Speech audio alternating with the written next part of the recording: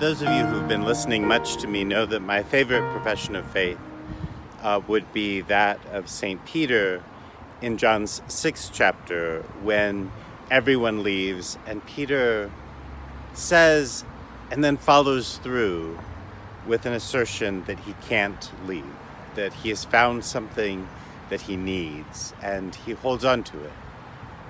Today we'll read our Sunday Gospel, "Who do you say that I am?" And we find Jesus asking Peter, and Peter offering a much more a traditional profession of faith, and one more in keeping with Peter's personality, one that he doesn't live up to, right? And so Peter says this great profession, but he lacks the patience to understand with Jesus what it means.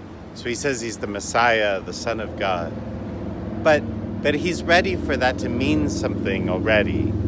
And Father Rolheiser, on the shoulders of great authors, made a reflection on the patience of God, that God is very patient and we are not.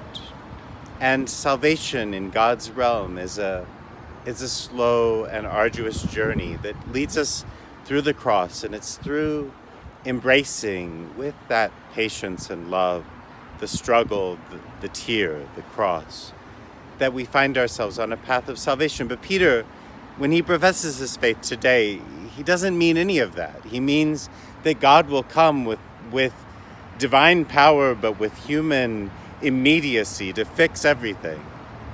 And that's not what we find in the scriptures, and it's not what we find in our lives.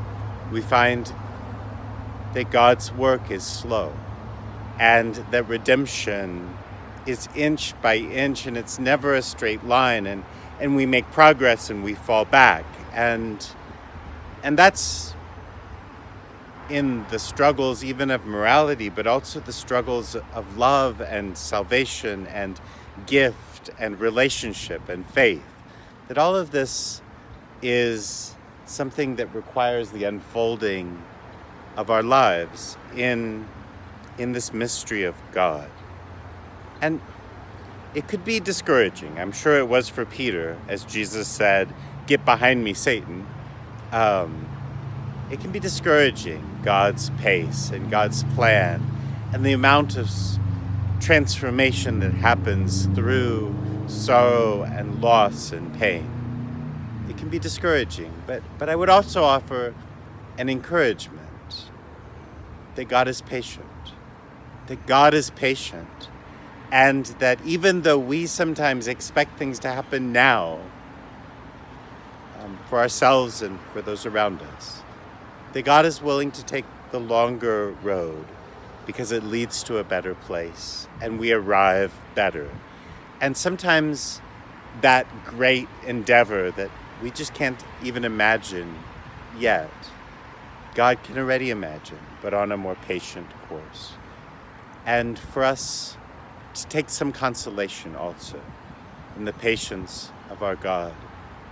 It's hard when we have to walk through that long road, but maybe it's a source of some consolation when we find ourselves not capable of walking the quick road that our human hearts expect us to undertake.